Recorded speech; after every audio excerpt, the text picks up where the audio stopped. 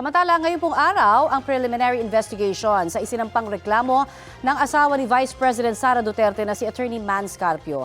Kaugnay po yan sa pagsasapubliko ng financial transactions ng second gentleman sa impeachment hearing. May ulat on the spot si Maki Pulido.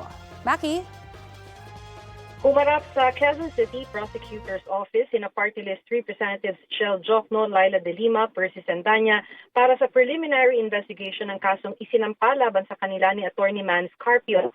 Mga abogado naman ang umarap para sa ibang inireklamo, kabilang na si Representative Jervy Luistro, ang House Justice Committee Chair, at BSP Governor Eli Remolona. Idinagdag sa kaso si Francis Lim ng SEC at Reynaldo Regalado ng Insurance Commission. Ang kasong isinampa ni Carpio laban sa kanila ay paglabag sa Anti-Money Laundering Act, Bank Secrecy Law at Data Privacy Act. Ayon kanila Jokno, De Lima at Sandanya, panggigipit ito dahil ginagawa lang nila ang kanilang trabaho bilang mga mambabatas. Wala raw silang nilabag na batas. Pero ayon sa abogado ni Carpio na si Attorney Neil Abayo, malinaw sa batas na hindi maaaring isapubliko ang anumang bank transaction.